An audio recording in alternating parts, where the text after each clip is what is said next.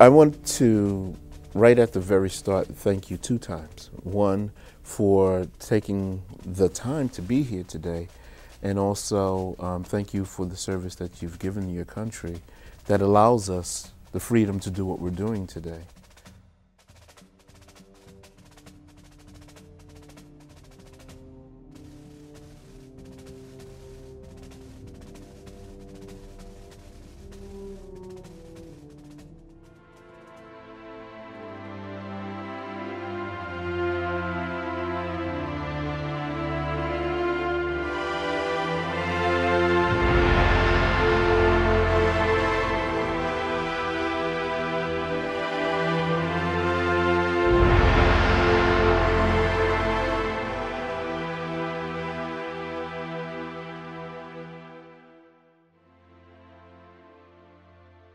My name is Maurice Berger.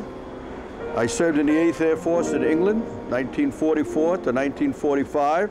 And in 1943, when I was 18 years old, I volunteered for the Army Air Corps, went down to Grand Central Palace, took the test, and was qualified as an air cadet, and they were going to call me on my 18th birthday. And when I was called and went down to take further tests, they were in the process of looking for men for the second front, and so they said even though I had qualified as an officer to become a navigator, they were going to make me a radio operator. I said, well, he said, you know, you have hay fever, and if you go up to altitude, you're going to get migraine headaches. Well, I didn't want to get migraine headaches, so I said, I'll become a radio operator. And when I finally got out to Arizona, I saw the planes. I said, what's this?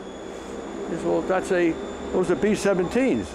I said, well, where's the radio school? He says, you mean the shack? I says, yeah. I said, where's the shack? He says, it's down at the end of the line. I didn't know what a line was in those days. I was looking for a mark on the ground. There was no mark. I said, well, how often do you go here? He said, you go on a Friday afternoon to brush up on your speed. I says, what speed? I don't know anything. He says, what kind of a place is this? He says, this is an aerial gunnery school. Oh, I said, have I got the Army right where I want them? Because if I can fly as a gunner, I certainly can fly as a navigator. So the first day there, we went up to 30,000 feet, and they said, take off his mask. We need a volunteer. I took off my mask, passed out because there's no oxygen up there.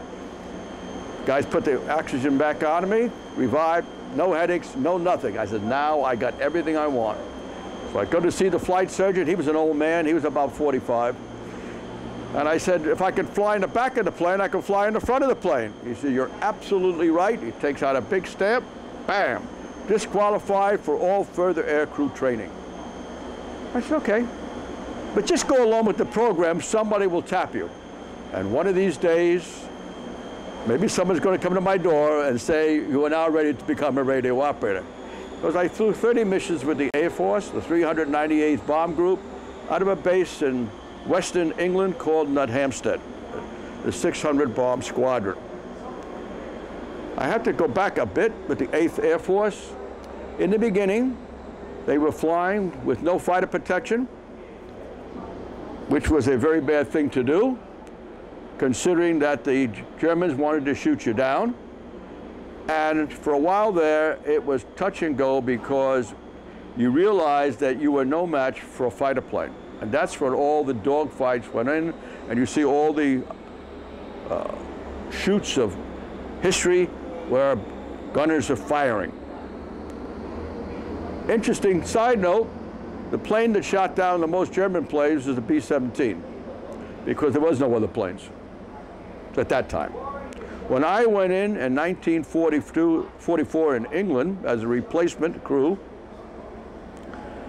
I had been training down in Tampa, Florida, and when I joined the crew that was already formed except for me, they said, who are you? And I said, I'm your new gunner.